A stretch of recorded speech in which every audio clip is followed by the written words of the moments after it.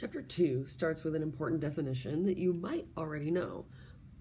Average speed is defined as the distance traveled divided by the time it takes to travel that distance. So if you drive 200 miles, it takes you 4 hours. We can divide 200 miles divided by 4 hours makes this 50. So 200 divided by 4 makes the 50, and notice the units. Miles divided by hours to give miles per hour. So distance divided by time gives average speed. If, however, at some point on your trip, you looked down at your speedometer,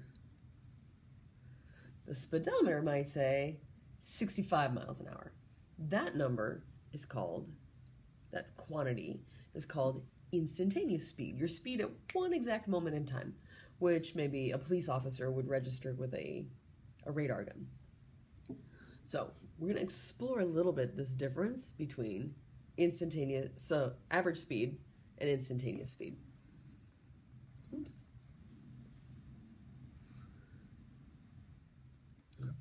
So, for example, I have a rock that's right there on the edge of the cliff, and it's gonna, at time 0, when the clock starts, it's gonna start falling. And I know that the distance it falls depends on how long it's been falling, but its location, the distance it is from the top of the cliff where it fell from, depends on how long it's been falling. So I'm gonna call how long it's been falling T for time. Let's fix this up. There we go. T for time, how long, there we go, the rock has been falling. And let's just say I happen to know that this function works. If it's been falling for T seconds, then its distance fallen is 16T squared. So we're going to remember here to use the right order of operations that T is getting squared. That takes precedence over multiplying by the 16. So really what I want to do is figure out how far the rock has fallen, and then figure out how long it falls for, and to find average speed, I'm going to divide distance traveled by time that it takes to travel that distance.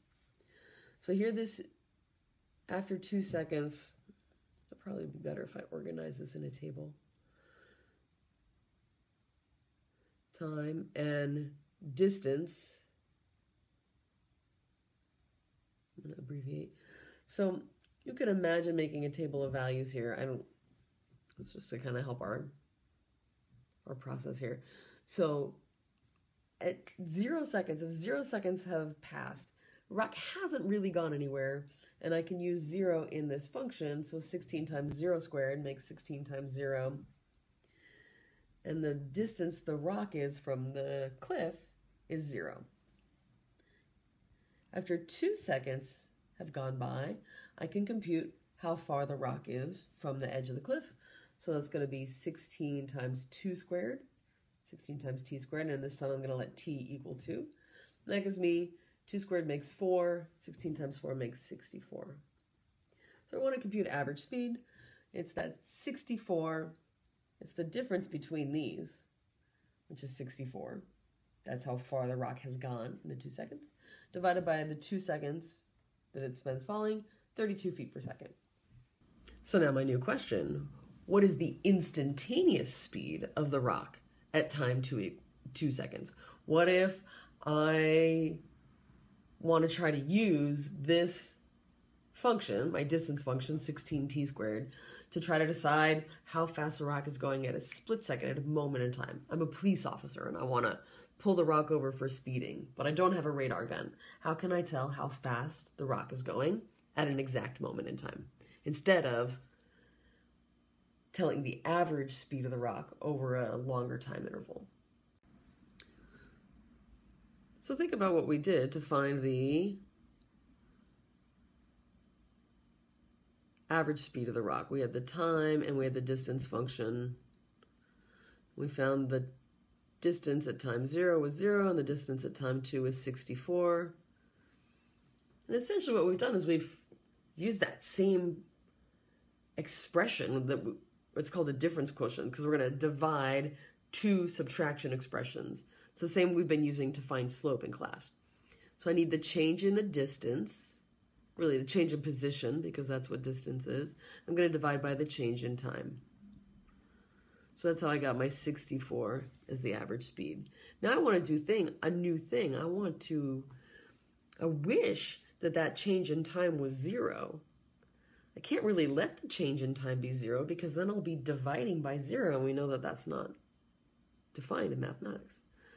So I could do something like this. I could try to find the distance at time 2, which is 64, and the distance at time 3, which is going to be 3 squared 9 times 16 is 144. Now I can compute that. I can use that same process, change in position, which is distance. So 144 minus 64 over 3 minus 2. That makes 80 over 1. And I have 80, whenever I forget the units, feet per second. But that's not instantaneous speed either, because that was my average speed over 1 whole second. So I can make this get smaller and smaller. Distance. I could go from time 2 to time 2.5. I could go from time, if that's too long, I could go from time 2 to time 2.1. I'm going to make that same computation. I'm going to subtract the 2 positions, because the difference in position is distance. And I'm going to divide by the difference between the 2 time values. Well, I hope you're having a little triangle flashback, because it's only about 3 days after we read that book, and now we have our first case in calculus of wanting to do something over and over. I'm not really going to be able to keep computing that change in position divided by change in time forever and ever. But I'm going to imagine what would happen if I could. If I could let that distance be, if I could let that change in the times be smaller and smaller and smaller and smaller and smaller. I can't let it be 0, because I can't divide by 0. It's like the triangle never is going to really turn into a circle, but I'm going to see what happens when I get when I do it more and more, when I let that change in the time get smaller and smaller. So here's what we're thinking about. That y here, y stands for, let me use my pen, the position of the rock. So change in y means change in position, and change in position is distance traveled. So how far has the rock gotten in the small amount of time we're going to give it to fall? So if you think about this, that's the f function was the position of the rock. And I'm going to find the position at time a little bit more than 2. I'm going to subtract away the position at time 2. And I'm going to divide that by the difference between those time values. So the difference between 2 plus a little bit and 2. And I find difference by subtracting. So 2 plus h minus 2. This is a big deal. This is like our first big algebra hurdle. And it can be tricky, because now we've kind of got this, we're dancing around dividing by 0. And we're dancing around this idea of, could I repeat that operation infinitely many times? So, oops. You could imagine maybe writing a computer program to do that computation. Remember the one I had here?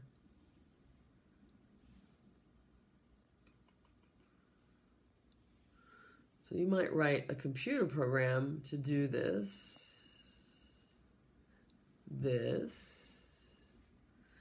and let these 2 time values get closer and closer and closer together. So let's actually try that. So this is a table of values that you could create. You could use your calculator, you could just do it by hand.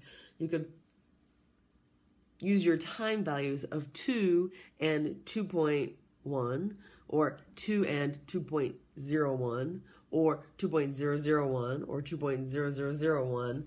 If you let that small change, that little tiny bit later than 2, be 0.00001, you can see how those average speeds are getting closer and closer and closer. If you had to guess, you might look at this table and guess, oh, they're getting closer and closer and closer to 64.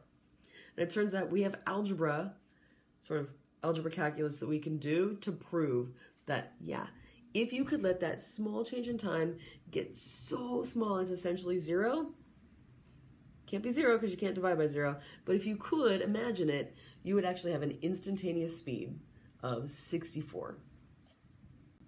So this is the language we use. If you let that small change in time get smaller and smaller and smaller, closer towards zero, that instantaneous speed, that average speed, is getting closer and closer and closer to 64. We call 64 a limiting value. So as h, the small change in your time, gets closer and closer to zero, the average speed gets closer and closer to 64. And now we define instantaneous speed, in this case, of the rock at time 2 to be 64. Note here, right? We never actually let h be 0, because then we'd be dividing by 0, and that is still undefined.